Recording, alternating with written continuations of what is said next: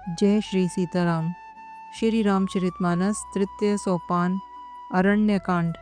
प्रसंग नारद राम संवाद। श्री राम जी और लक्ष्मण जी दोनों भाई वन में आगे चले जा रहे हैं। दोनों भाई अतुलनीय बलवान और मनुष्यों में सिंह के समान हैं। प्रभु विरही की तरह विषाद करते हुए अनेकों कथाएं और संवाद कहते हैं। हे लक्ष्मण, जरा वन की शोभा तो देखो। इसे देखकर किसका मन शुद्ध नहीं होगा।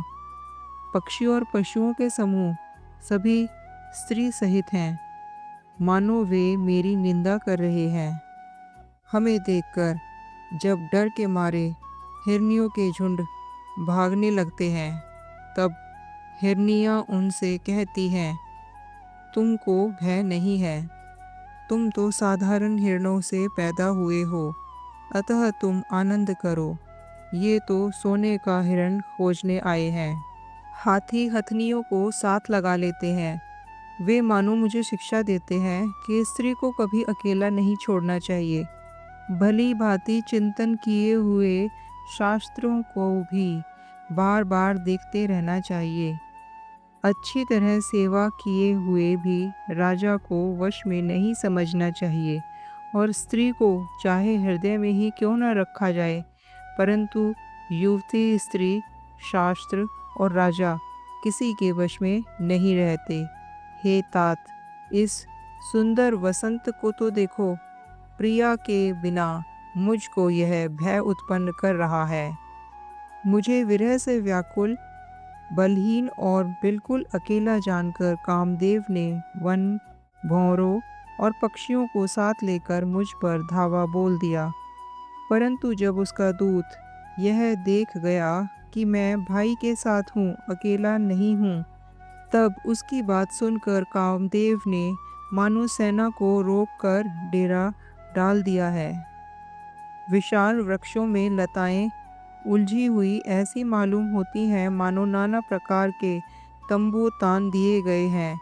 केला और ताड़ सुंदर ध्वजा पताका के समान है। इन्हें देखकर वही नहीं मोहित होता जिसका मन धीर है। अनेकों वृक्ष नाना प्रकार से फूले हुए हैं, मानो अलग अलग वर्दी धारण किए हुए बहुत से तीरंदाज हों। सुंदर वृक्ष शोभा दे रहे हैं, मानो योद्धा लोग अलग अलग तरह की छावनियाँ डाले हों। कोयले कूज रही हैं, वहीं मानो मतवाले हाथी चिंघाड़ रहे हैं। मोर, चकोर, तोते, कबूतर और हंस मानो सब सुंदर घोड़े हैं। तीतर और पटेर पैदल सिपाहियों के झुंड हैं। कामदेव की सेना का वर्णन नहीं हो सकता। पर्वतों की शिलाएं, रथ और जल के झरने नगाड़े हैं। पपीहे भाट हैं जो वीरदावली का वर्णन करते हैं। भौरों की गुंजार भीरे और शहनाई हैं।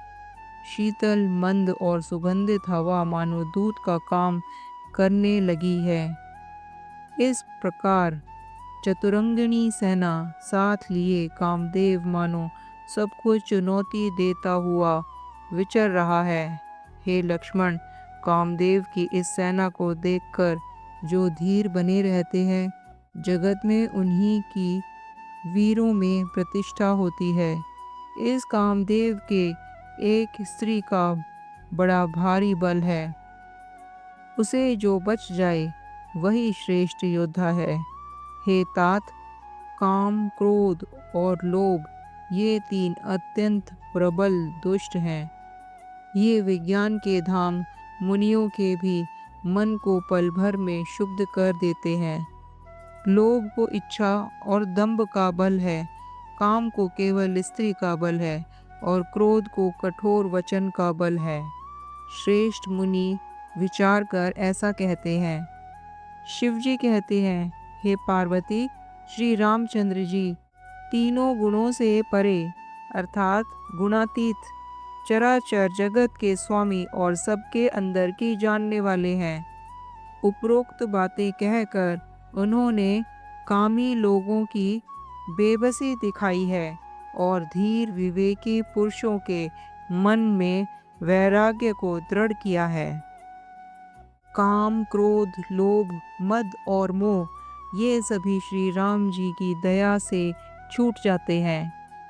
वह नटराज भगवान जिस पर प्रसन्न होता है, वह मनुष्य इंद्रजाल अर्थात माया में नहीं भूलता। हे उमा, तुम्हें अपना अनुभव कहता हूँ, हरि का भजन ही सत्य है। यह सारा जगत तो स्वप्न की भांति झूठा है।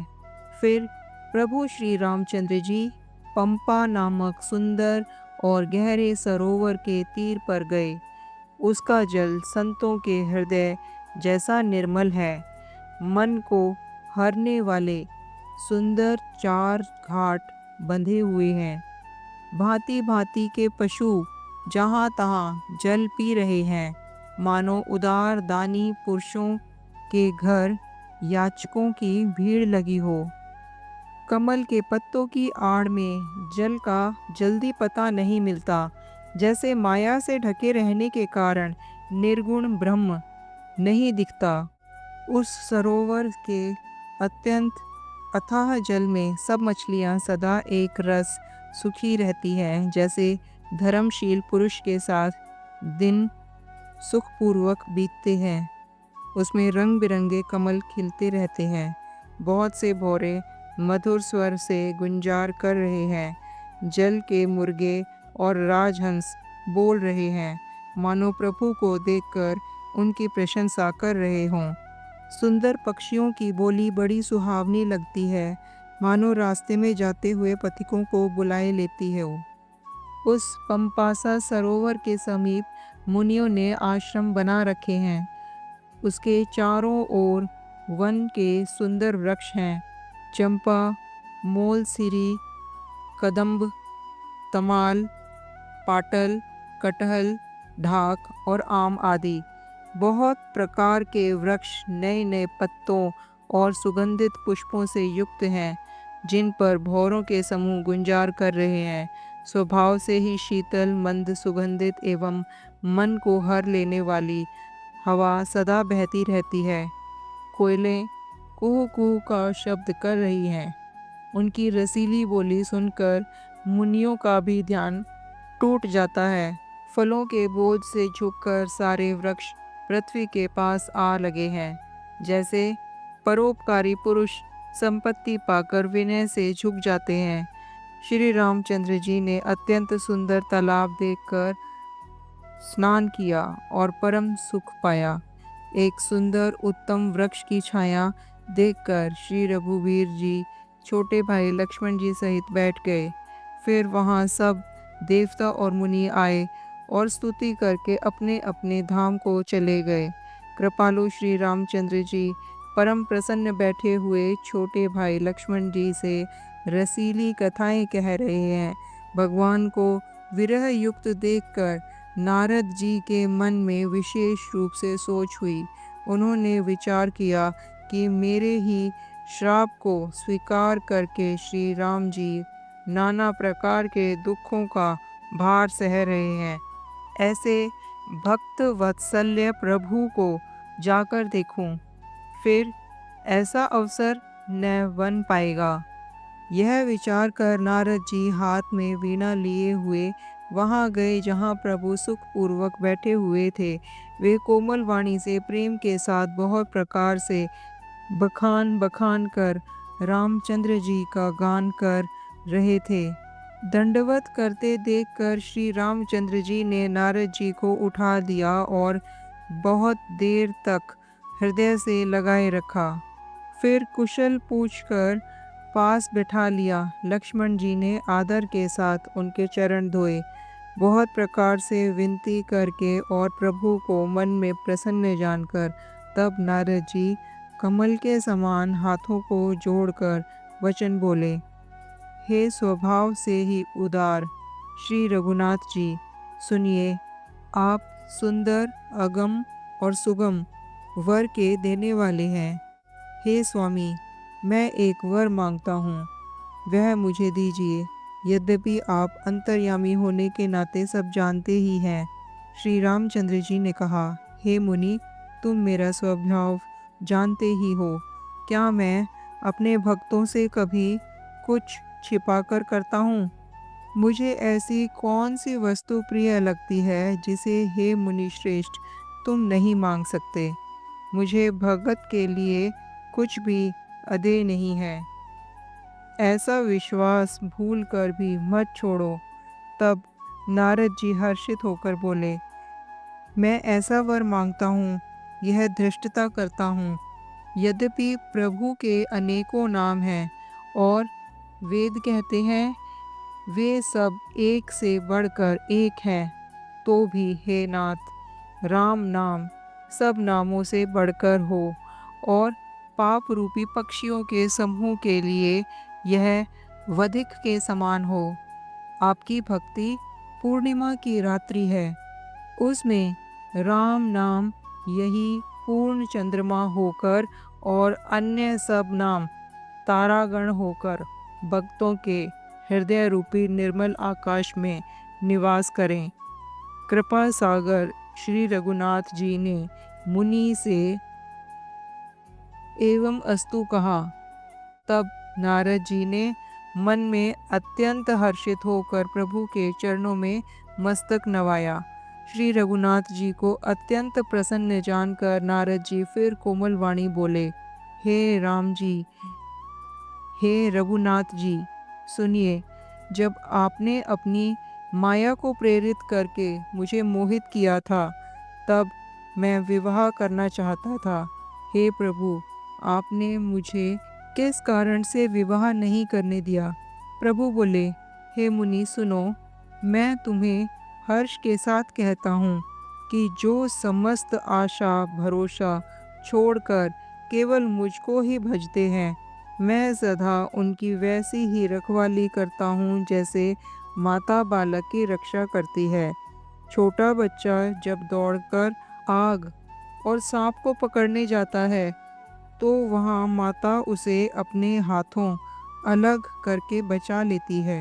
सयाना हो जाने पर उस पुत्र पर माता प्रेम तो करती है, परंतु शिशु की तरह फिर उसको बचाने की चिंता नहीं करती, क्योंकि वह माता पर निर्भर न रहकर अपनी रक्षा आप करने लगता है।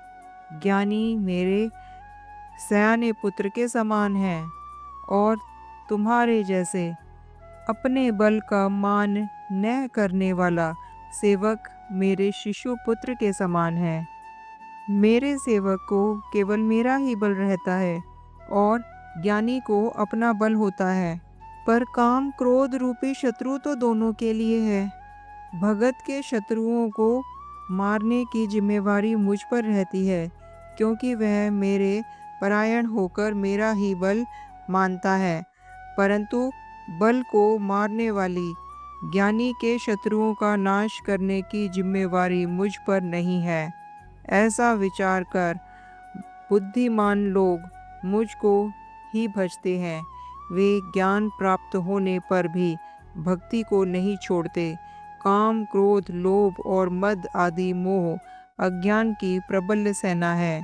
इसमें माया की साक्षात मूर्ति स्त्री तो अत्यंत दारुण दुख देने वाली है। हे मुनि सुनो, पुराण, वेद और संत कहते हैं कि मोह रूपी वन को विकसित करने के लिए स्त्री वसंत ऋतु के समान है। जब तप नियम रूपी संपूर्ण जल के स्थानों को स्त्री ग्रीष्म ऋतु होकर सर्वथा सोख लेती है। काम, क्रोध, मद और डाह आदि मेंढक हैं। इनको वर्षा ऋतु होकर हर्ष प्रदान करने वाली एकमात्र स्त्री है। बुरी वासनाएं कुमुदों के समूह हैं। उनको सदैव सुख देने वाली यह शरद ऋतु है। समस्त धर्म कमलों के झुंड हैं। यह नीच विषयजन्य सुख देने वाली स्त्री हिम ऋतु होकर उन्हें जला डालती है। फिर ममता रूपी जवास का समूह अर्थात वन स्त्री रूपी शिशिर ऋतु को पाकर हरा भरा हो जाता है। पाप रूपी उल्लुओं के समूह के लिए यह स्त्री सुख देने वाली घोर अंधकार में रात्रि है।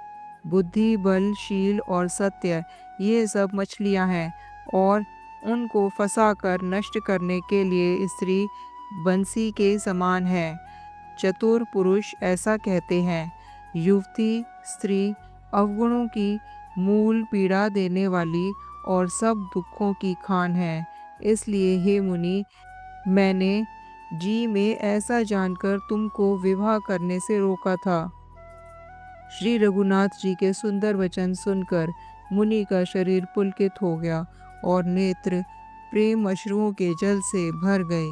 वे मन ही मन कहने लगे, कहो तो किस प्रभु की ऐसी रीति है जिसका सेवक पर इतना ममतत्व और प्रेम हो, जो मनुष्य भ्रम को त्याग कर ऐसे प्रभु को नहीं भजते, वे ज्ञान के कंगाल, दुर्बुद्धि और अभागे हैं। फिर नारद मुनि आदर सहित बोले, हे विज्ञान विशारद श्री रामचंद्र जी, सुनिए। हे रघुवीर, हे भव भय, जन्म मरण के भय का नाश करने वाले मेरे नाथ, अब कृपा कर संतों के लक्षण कहिए। हे मुनि सुनो, मैं संतों के गुणों को कहता हूँ, जिसके कारण मैं उनके वश में रहता हूँ। सभी भक्तजनों प्रेम से बोलिए, जय श्री राम।